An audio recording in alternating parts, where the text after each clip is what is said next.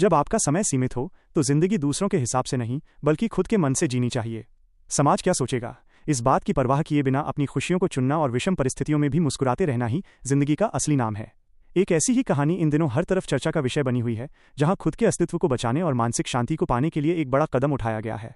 रिश्तों के उतार चढ़ाव और अदालती कार्यवाहियों के बीच जब इंसान चारों तरफ से विवादों से घिर जाता है तो अक्सर लोग उम्मीद खो देते हैं।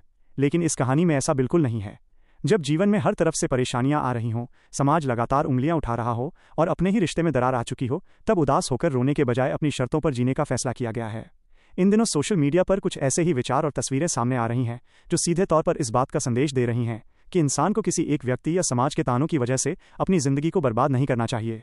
अक्सर देखा जाता है कि जब कोई व्यक्ति टूटता है या अपनी उदासी जाहिर करता है तो ये समाज उसे सहानुभूति का भूखा बताने लगता है।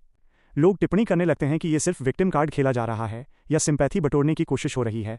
वहीं जब वही व्यक्ति अपनी जिंदगी को नए सिरे से जीने की कोशिश करता है, चेहरे पर मुस्कान लाता है और घूमता फिरता है, तो यही समाज फिर से उंगली उठाने लगता है कि इसे तो कोई फर्क ही नहीं पड़ता, इसके चेहरे पर तो अपने बिखरते रिश्ते का कोई दुख ही नहीं है। लेकिन इस दोहरे रवैये वाले समाज को दरकिनार करते हुए अब मानसिक शांति यानी मेंटल पीस को प्राथमिकता दी जा रही है। इसी मानसिक शांति की तलाश में इन दिनों पहाड़ों की खूबसूरत वादियों, खासकर दार्जिलिंग जैसे शांत और प्रकृति से घिरे स्थान पर वक्त बिताया जा रहा है। अपने कुछ बेहद करीबी दोस्तों और परिवार के सदस्यों के साथ, बिना किसी इंटरनेट कनेक्शन के, बिना किसी बाहरी दुनिया के हस्तक्षेप के, जिंदगी के हर लम्हे को खुलकर जीने का प्रयास किया जा रहा है। वहां से आ रही तस्वीरें और वीडियोस इस बात की गवाही दे रहे हैं कि जब सामने वाला व्यक्ति अपनी जिंदगी को अपनी मर्जी और अपनी शर्तों पर जी रहा है तो फिर किसी दूसरे के लिए अपनी रातों की नींद और दिन का चैन खोने की कोई मजबूरी नहीं होनी चाहिए। इस पूरे घटनाक्रम में एक बेहद गंभीर और विचारणीय पहलू भी सामने आया है। समाज की उस कड़वी सच्चाई को उजागर किया गया है जहां लोग जीते जी किसी की तकलीफ को नहीं समझते, लेकिन अगर कोई इंसान हताश होकर खुद को खत्म कर लेता है तो यही समाज मोमबत्तियां लेकर सड़कों पर उतर आता है और उसे देवी का दर्जा दे देता है। इतिहास में भी ऐसे कई उदाहरण रहे हैं जहां रिश्तों के तनाव के कारण महिलाओं ने आत्मघाती कदम उठाए और मरने के बाद उन्हें पूजनीय बना दिया गया। लेकिन इस सोच को पूरी तरह से नकार दिया गया है। जीते जी घुट घुट कर मरने या खुद को नुकसान पहुंचाने के बजाय जिंदा रहकर संघर्ष करना और अपनी खुशियों को ढूंढना सबसे बड़ा जवाब माना गया है।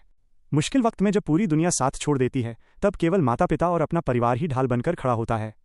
ऐसे विषम हालातों में अपने परिवार का चेहरा देखकर खुद को मजबूत करना और समाज की उन तमाम महिलाओं के लिए एक मिसाल बनना जो छोटी छोटी दिक्कतों से हार मान लेती हैं, यही इस वक्त की सबसे बड़ी प्राथमिकता है। कभी जिम जाकर खुद को फिट रखना, तो कभी लंबी सैर पर निकलना और अब लगभग 1 महीने के लिए पहाड़ों की वादियों में जाकर खुद के लिए वक्त निकालना यानी मी टाइम एंजॉय करना, यह दिखाता है कि इंसान चाहे तो अपनी खुशियां खुद तलाश सकता है। रिश्तों का टूटना या किसी का साथ न मिलना जिंदगी का अंत नहीं होता, बल्कि यह एक नई शुरुआत का जरिया भी बन सकता है।